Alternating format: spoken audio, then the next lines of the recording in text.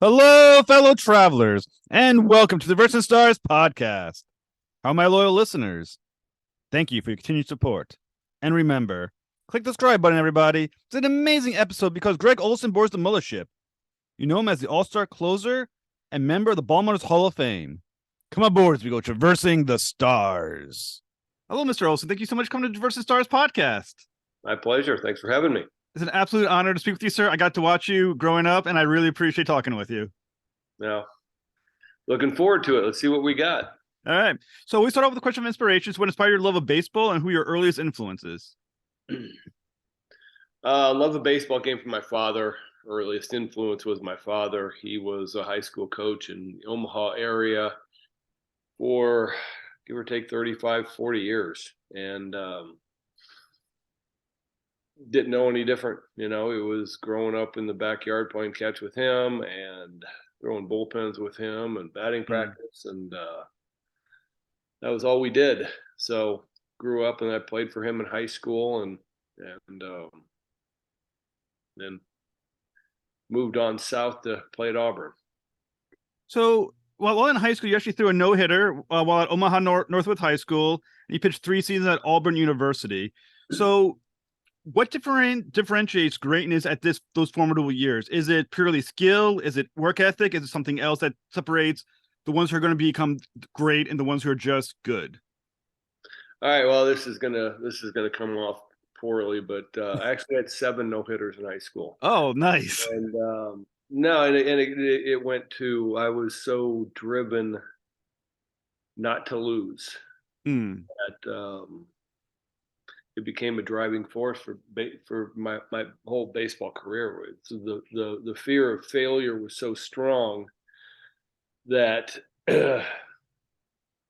it drove me to the heights and everything else I did. Yes, I had great physical ability, but the mentality of knowing how bad I was going to feel if I lost the game was such a driving force that it's hard to explain. It really is. Honestly, looking back, it wasn't a whole lot of fun. But I mean, the game was fun. Everything was fun. It was just the fear of failure was so deep that there was a lot of aspects that weren't a whole lot of fun. Did you ever get past that feeling? Because I mean, obviously, as a major leaguer, you're going to lose games. You're going to have bad days. Did you ever figure out how to get past that feeling of the loss? Nope. No, nope. It stayed with you forever. Yeah, the fear of failure was with me until the day I was done playing. It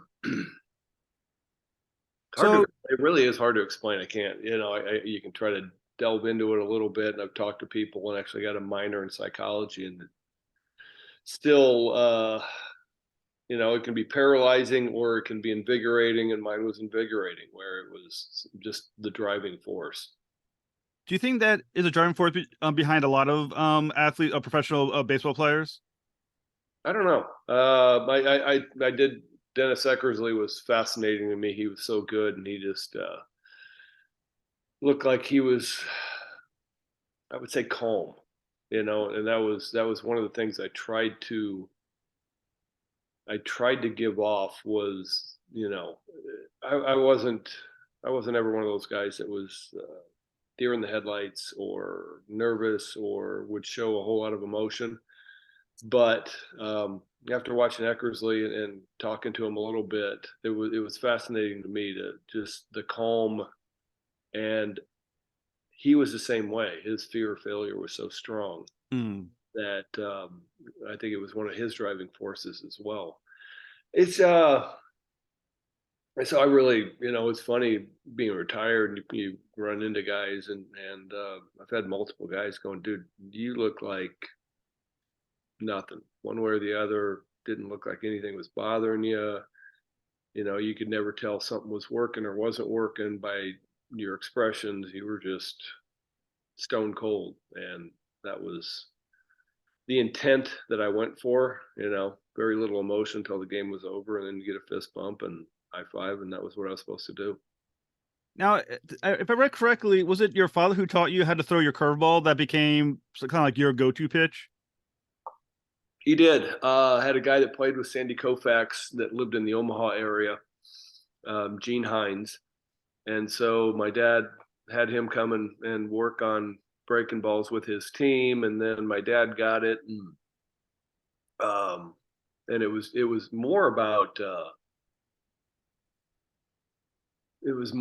learning the process of how to throw it as much as throwing it. So started at step one, and it was either taping two baseballs together or throwing an empty tennis can or throwing a Coke can, and just learning how to create the spin on something. And then, you move to a baseball, and then you start slow.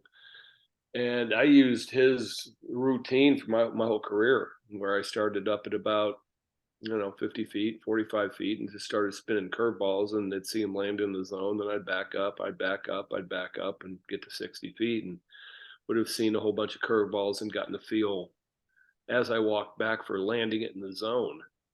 And I really did. I used that until I quit pitching. I never probably went a bullpen day without stepping up in front of the mound and spinning curveballs just to see it land and get the feel for the spin.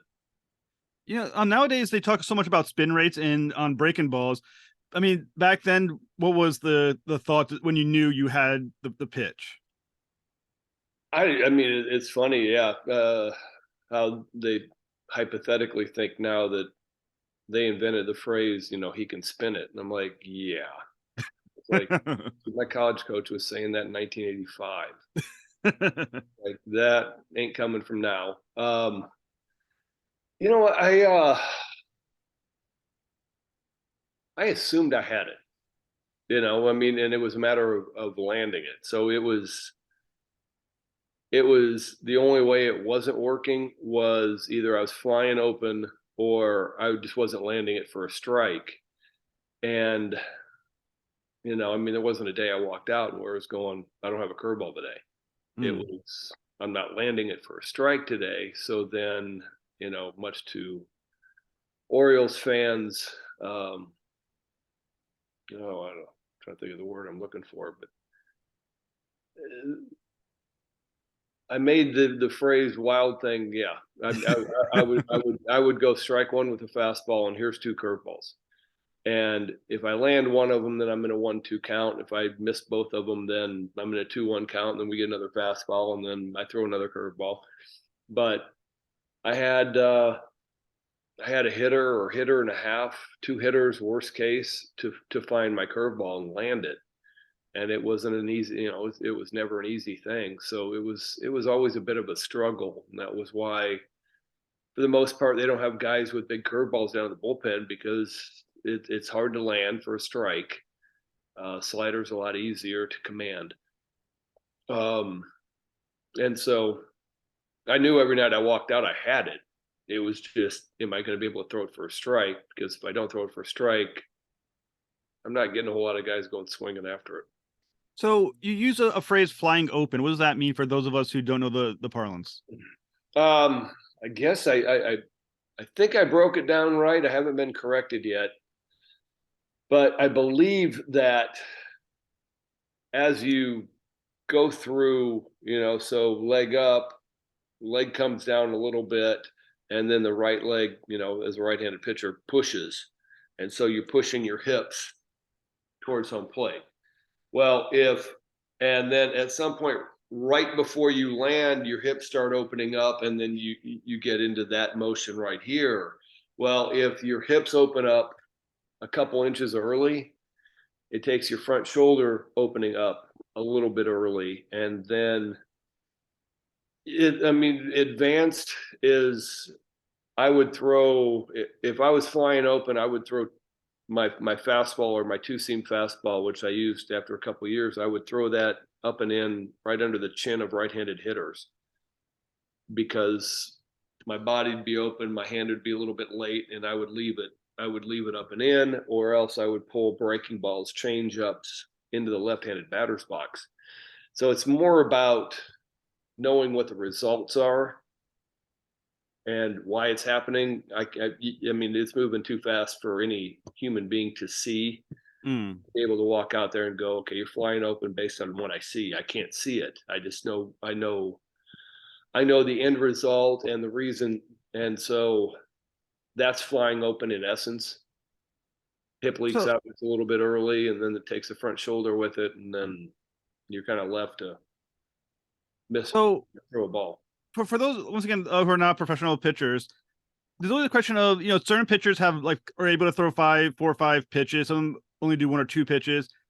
Why are some pitchers able to throw certain pitches and others can't? Is it a mechanical thing? Is it a way you can grip the ball the others can't? How does that work? Hmm. It's a good question. I can't throw a split finger because my fingers aren't big enough. I can throw a cut fastball. I could throw a slider.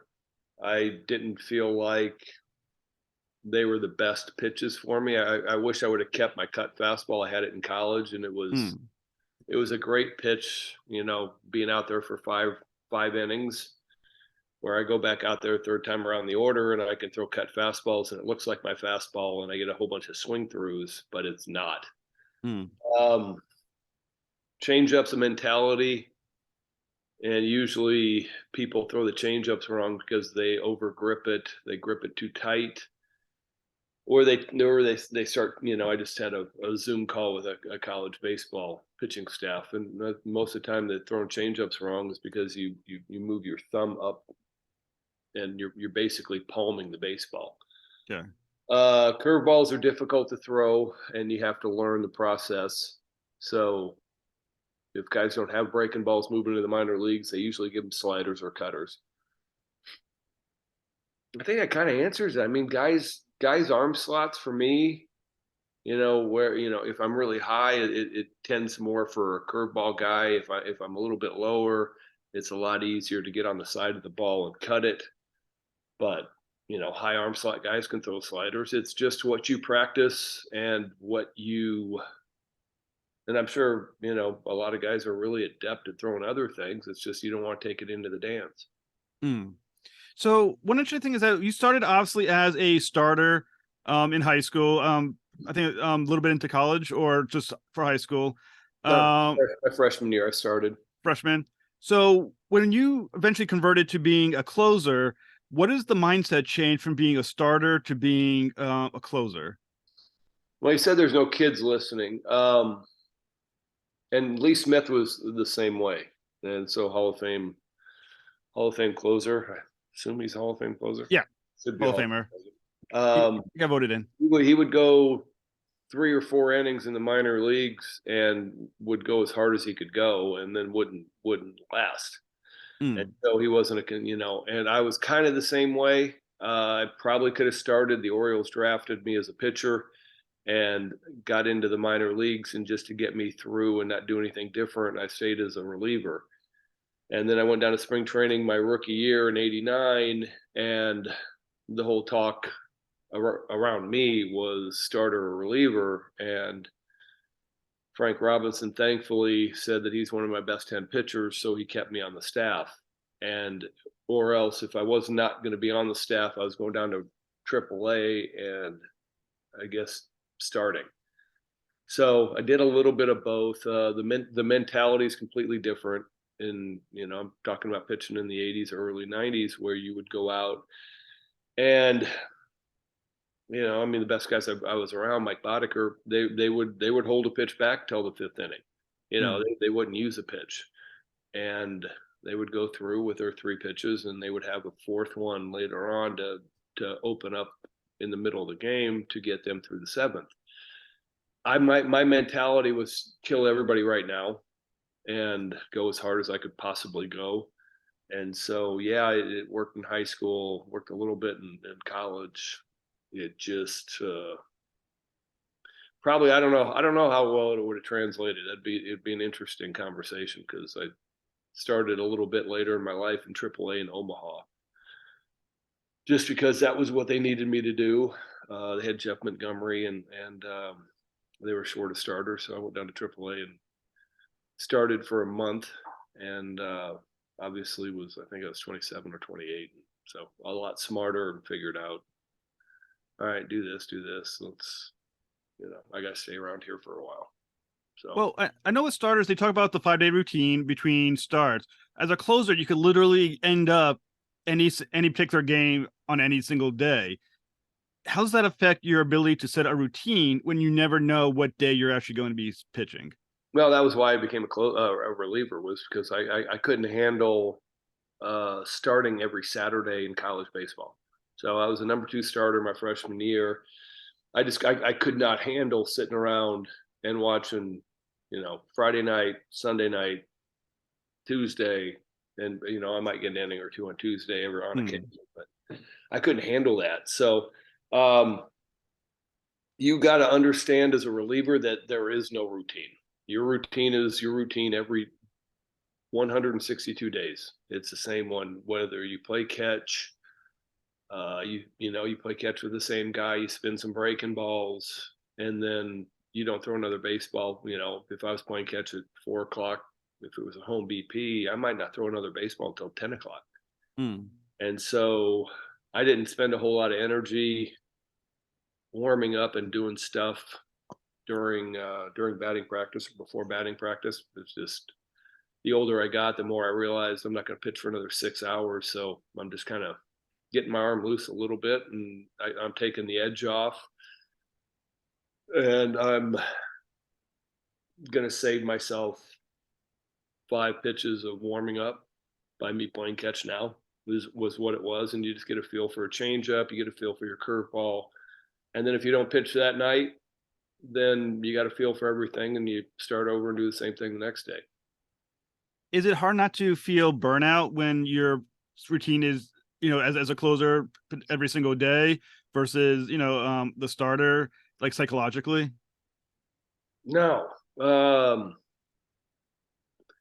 you're doing something you absolutely love, and there's only 162 games a year. You don't know how long your career is going to last. Every game could be something special. It could be something, awful. Every day was a new day. So came to the park, and if I threw 3 or 4 days in a row, then I was probably shut down, and it was a mental break where, I'm not playing catch. I'm not picking up a ball. Probably not going to lift any upper body weights. I'm leaving my arm alone for a full day, and I will be golden 100% tomorrow. So there's really no routine. There's no burnout. You're doing your job, and you're doing a game you love. So yeah, there are days, I'll admit, when I think it was '96. I was playing with Detroit. Man, we were 35 games back in July. We were awful. And August comes around, and I didn't get traded initially. I ended up getting traded a couple weeks later, but that's the burnout, is when you get to August and your team's out of it, and you have to kind of go into selfish mode, where I got to take care of my business. I got to get guys out. Game doesn't matter at all. The team's already out of it by August 1st, and you got to go out and take care of your business. And you do literally turn it into a little bit of a selfish mode of, I can't get sucked into this and not get guys out, or else I'm not going to get, a chance to play somewhere next year, or I'm not going to get a paycheck, or so. I mean, that part of it about Major League Baseball is really hard, and it's awful, and I've experienced a couple times, and it's no fun. So you were the first draft pick for the Baltimore Orioles, an overall first draft pick. How much pressure was that on you to be their first pick and then making it to obviously to the major leagues with that on you? Was that difficult, or was that exhilarating knowing that you were their first draft pick? Okay, this is gonna come off as arrogant as well. um, I expected to be one of the top couple guys because of what I did in college, what I did with Team USA my sophomore year. I was on the Olympic team in '88. I got mono. I was expecting to be drafted when I was. And I did not. My whole goal was to get to the big leagues. So I wasn't focused on being the number one pick. I didn't think a thing about it. Didn't think a thing, I mean, at some point it wears off. As soon as Ben McDonald came in '89, I wasn't the number one pick anymore, and he is. And you lose that moniker. So I just went about going, all right, how do I get to the big leagues as fast as I can? I got to get guys out here in A ball, and then got called up to Double A and didn't get anybody out, but got called up, and I didn't spend any time really focused on being the number one pick of the Orioles, more so than how do I get to the big leagues. And then once you get to the big leagues, it's how do I stay here? Um, so it wasn't ever really anything that I ever wore. There was no pressure. I didn't feel any pressure. Now, were there hitters that are a batter that you least like to face, and was there a hitter that was known to be great that you had their number and you knew when they came up, no matter how good they were, you had them every time? All right. First part of the question, guys that I hated, that I didn't get out, generally probably could run through the Hall of Fame. Wade Boggs wore me out. Let's see. Todd Helton should be in. Wore me out. Barry Bonds, I guess. I mean, he was 2 for 4. I'd call one of them an error, but for some reason they thought that when the ball rolled through my shortstop's legs and he was standing behind me because he was in a shift, it's not an error. Bonds, Boggs.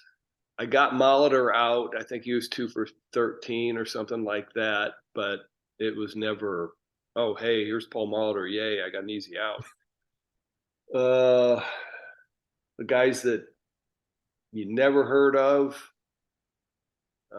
Brian Harper with the Twins wore me.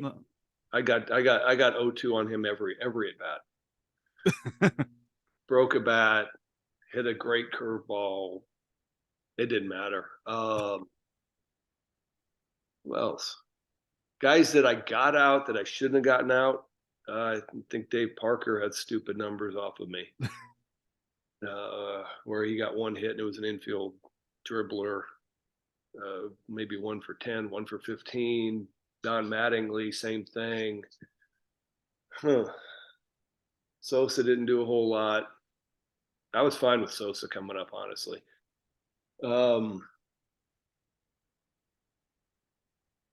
Yeah, I think that's about it. So why do some hitters and some pitchers match up better than others? Is like you would think a hitter like David Parker would basically be able to hit just about anyone well.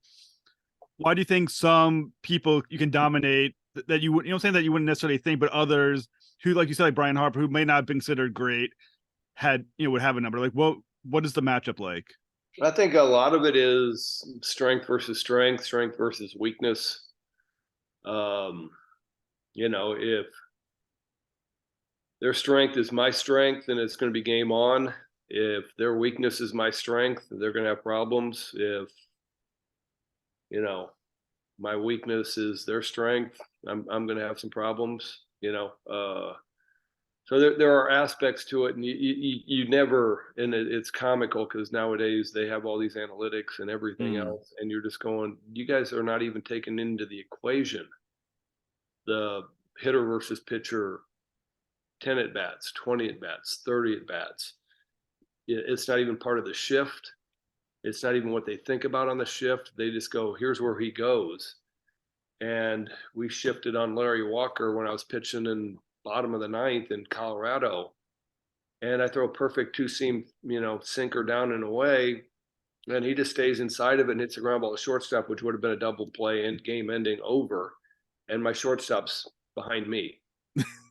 And that was before really anybody did a whole lot of shifting. And I'm just kind of standing there going, what are we doing?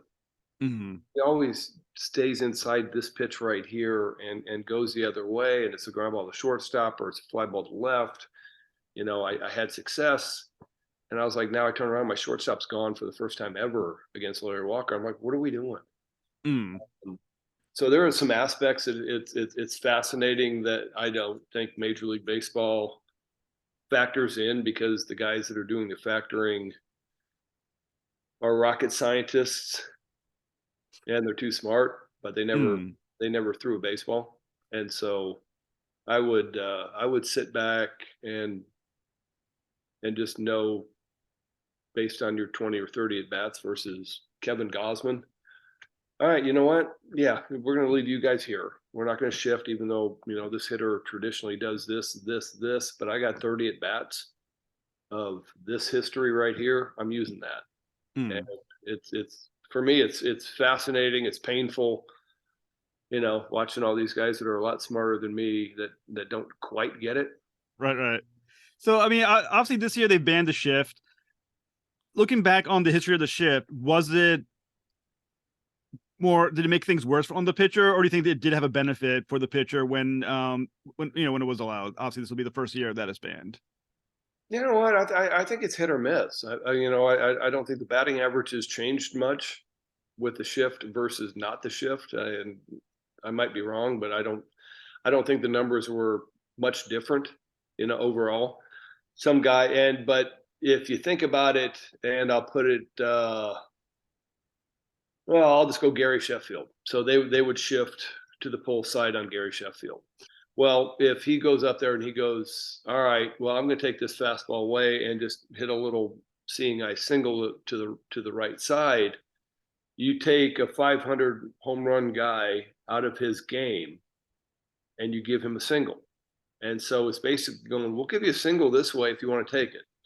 If you want to completely come out of your game. And so it becomes a psychological game in my thought process of, if you want to come out of your game and not hit a home run and you just hit a ground ball to that side, we will give you that. And that's what more for me the shift was. Sometimes, yeah, it favored some pull guys, and they move the shortstop up the middle. Like it didn't work for me twice. That was what the shift meant to me, was just taking this power guy out of his game and trying to get him to lay down a bunt for a free single, or just squib a ground ball down the third base side. So that's what the shift was to me, in my opinion. And if you're unable to do anything with it, then that's your fault as a hitter. And do you think they were wrong? Do you think they were wrong to ban it then, or do you think they should have kept the shift? Why do you ban it? I mean, if these guys are professional hitters and they need a single, then figure out how to stay inside the ball. Yes, it's difficult. It really is. But every game that I watched, the pitchers are not pitching into the shift. They're pitching the way they're going to get them out.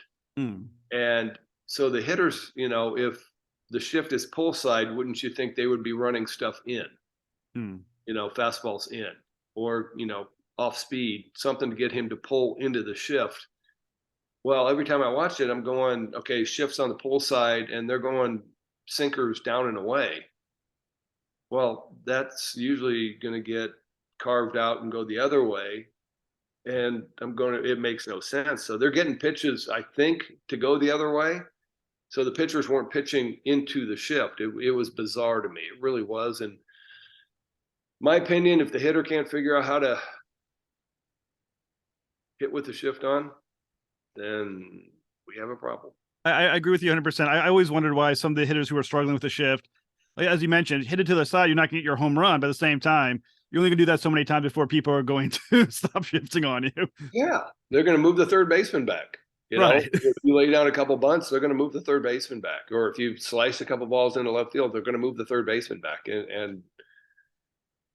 And especially with some of the hitters whose averages were plummeting, like I'm not going to give names, but there was a famous Oriole who kept hitting into the shift. I was like, you probably could use a few hits on the other side, squeak them through, and stop the shift. But I mean, of course, I'm saying that as someone who's never played baseball, and I mean, not professionally, obviously. So I'm wondering if it was harder than it seemed like for a professional to do that. Well, I mean, you know what? That's what I did really well, was just kind of stay inside of stuff, and then when I needed to pull something, I did. And then really good high school hitter, but didn't take it past that. But it didn't seem like it was that hard to drive, drive my body, drive everything that way. So again, I don't know. They got rid of it. They're trying to create more offense. Whatever. Now, in Baltimore, there's obviously a lot of talk of Adley Rushman being, a great catcher and great with pitchers. So, how significant is a great catcher to the success of the pitcher? I played with a lot of good guys behind the plate, and the confidence you get from, and there was a lot of times, and so if you saw me pitch, it was fastball, curveball, and there was a lot of times I stood on the mound going, either one's right, they're both right. If I make this pitch or I make this pitch, they're both right. So I'm standing on the mound and I'm trying to decipher which one's righter. And if the catcher, puts down whatever fingers, that tells me, all right, you know what, he likes this pitch, good. The few times where I would stand on the mound, and I remember a game in Boston where I had bases loaded, 2 outs, and Brunansky had fouled off a couple pitches, 3-2. And I was like, man, if I had the balls to throw a curveball right here, he's dead, absolutely dead.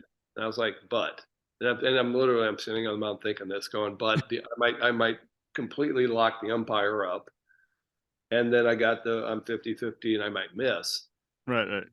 And then I add the factor in that I might shock the umpire and he might just lock up on it. So Chris Hoyles put down 2. And then I just kind of sat there going, damn, yeah, well, it's a game ender. But I was like, I don't know, I don't like the 50-50 odds of walking in the tying run right now. So I said, let's dance with another fastball, and ended up getting out of it. But looked at Hoyles after that going, man, I love you. So there are times when there's a gutsy pitch, and I had another one with Chad Kruder with the Dodgers, and then it was just like, all right. And that one I pulled the trigger on, and ended up being probably one of my favorite pitches of my career. That's absolutely awesome. So, I mean, it's a cool thing. I mean, I remember Chris Hoyles. He was such a great catcher for the Orioles. I think he was underappreciated how good he was. I mean, because offensively, he was great as well. He was really good. He was really good. And, I mean, we always had Jeff Tackett come in, so I'd have Jeff Tackett quite a bit in the 9th inning, and be a defensive replacement or whatever. He might throw a little bit better, and he'd receive it a little bit better.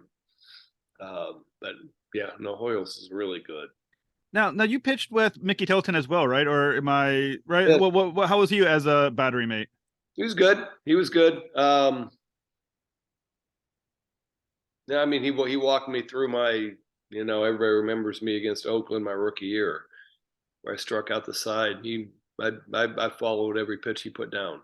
I didn't blink. I was like, he played for them last year, a year and a half ago, and I was like, he knows all these guys, and I was just, put the finger down, I'm going with it, whatever you want.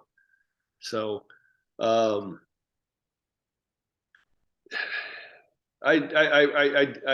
really did like Mickey. Mickey was good. Most of the guys that we had, I didn't have anybody back there that was like a numbskull that, completely. I call them stupid fingers when you put down a finger and it's like, that's a stupid finger. No way I'm throwing that pitch right here. When you get the oh no. I mean, you've had such an amazing career as an Oriole. You still have the career saves record on the Orioles, and in 2008 you were elected to the Orioles Hall of Fame. So, what was that honor? What does that mean to you? And what was the experience like during the induction?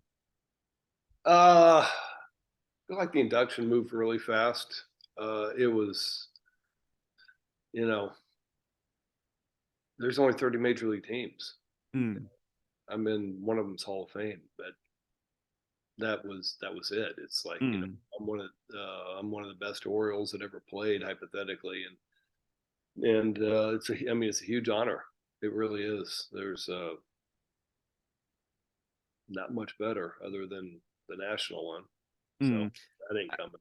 I mean, how does it? I mean, you still to know that you still do have the career saves record on that team. It must be amazing. And how long do you think it's going to last? You think it was one of the ones that can stand? Well, I had him trade Zach Britton, so he was getting really close. No, I'm just kidding. I really thought he was going to have it. I really did. And then you look at Johnson got off to a great start. It really is. It's kind of mystifying that I still have that record. It really is to me. it, You it know, it seems I, it seems like closers have a very short, other than like Mariano Rivera and maybe Hoffman, they tend to have a short window of a career, like maybe 3 or 4 years of effectiveness, like much shorter than a regular starter. Why do you think closers tend to have a shorter shelf span than starters do? I think it's high intensity, high effort, max effort stuff. So I mean, I blew my elbow out in '93 and effectively ended my career in Baltimore. And it was on the nastiest breaking ball I'd ever thrown in my life against Mo Vaughn and struck him out. And it was the nastiest thing I'd ever thrown in my life. But I was trying to throw the nastiest thing every time I was up there. And Mm, every closer's out there for an inning, and it's trying to be the nastiest stuff that you can be, a version of you. And it's not healthy. It's not, you know, I don't think fastballs blow out elbows. I think breaking balls do. When you're seeing all these guys with unbelievably filthy sliders and breaking balls, and it's because of the torque and the twist and everything else and the effort they're putting on their arms. mm, It's not every. I think the only closer that did not blow out of my era was Jeff Montgomery, and he was never a max effort guy. He was always a carve you up with 4 pitches and good stuff, but was never a max effort. But I mean, Thigpen blew out, Mike Schooler blew out, Dibble, Charlton, every closer that came up in my window of 5 years, within a couple of years, all blew out. mm. So are you? I know you were an advanced scout for San Diego Padres. Are you still a advanced scout? I am not. I am currently broadcasting for ESPN. I'll do their college baseball. I did radio for the baseball series with Dan Schulman. Actually, his last ESPN game for baseball. I did the playoff series with Toronto and Seattle. So I'm going to be on contract with ESPN to call college baseball and hopefully some of the midweek radio stuff. Do you still follow the Orioles, or is that or do you just follow like all the teams, or are you still an Orioles fan? I'm still an Orioles fan, absolutely. I was, back. I think I was supposed to have 40 games in the COVID season, and called I was doing the radio and lost that. So I'm hoping that they said there are going to be some openings in the radio booth, and I'm hoping to get back and do some of the Orioles games for the radio. So, as someone who follows the Orioles, what do you think the odds are of them improving upon last year's? Because last year was a surprise, I think, for most of us. I don't think the odds are bad. Um, I think it's just going to be all about pitching and some of the young guys that might be coming in and fighting for spots Hmm. are going to. It's hard. It's a hard for your first year, and Rushman did great, Hmm. and I think I was more stupid than anything else. So it's hard to come into the big leagues and be successful. Seems like it's really hard for a starting pitcher. So I think they got a shot to do, to continue and continue to add and build. They got pieces. They got good players all over the place. So it was nice to see Mullins, because he seemed like he was, at least the last time I was there, man, he was an easy out. And, Hmm. this past year really kind of figured things out. And that's the big leagues. If you're able and get a shot and get patience, you can start to figure things out if you're a really good player. So we'll see. So if there's one area that you think they need to improve on, what do you think is like the major area that improvement would be needed on the Orioles team? I gotta be honest, I don't know. I didn't pay that much attention last year. I paid, enough that I saw whatever, everybody was doing and what was going on. I mean, it seems like, they need Means back healthy. And I just think that the bottom of the starting staff needs to be a little bit more solid. Their bullpen was pretty good. And seems like, they got some pieces in place there. It feels like 3, 4, 5 need to be more consistent, and keep them in games and not wipe out a bullpen, if you go 2 innings. And and that's another, if you want to go down the rabbit hole, just sitting there watching this game of baseball going, I came up, we had a 5-man bullpen. We had a 5-man bullpen. And if our starter got knocked out in the 3rd inning, 1 or 2 guys are dead for the next day. One guy's probably dead for 2 days. And we become a 4 or 3-man bullpen. And some starters got to walk out there and eat 6, 7 innings. And now I'm sitting there watching it going, oh, they're fine. They got 13 guys in the pen or 12 guys in the pen, and they're sending guys out after he throws 2 innings because, they can't use him the next night. And I'm like, he threw 2 innings scoreless. It was perfect. Just keep him on the roster. Just let him have a day off, man. It's baffling to me. It really is. I'm going, you can't keep the guy on the roster. You got 13 pitchers. I was like, you got 11 guys or 12 guys in the bullpen. You cannot let this guy sit for a day. You got to send him down and bring somebody else up in case you go, 27 innings? Right. There's some pieces of it is just hard to fathom. So, one big thing that Baltimore did last year, they pushed back the left field wall. And is that something that helps more psychologically for the pitchers, or is it something that is just, is it beneficial because of just the proximity, or is it more of psychological benefit knowing I have this extra room that I have to worry about in case someone does hit it hard? I actually just think the field's a little bit bigger. I mean, when I found out that let's see, we opened it up in 92. So I had 92, 93 there. And we found out that the 364 in the left gaps was actually 350. You become pretty conscious in the summer that the ball's flying out to these little short porches in the gaps. And it's disturbing. So I don't know if, adding 10 feet, 15 feet. Yeah.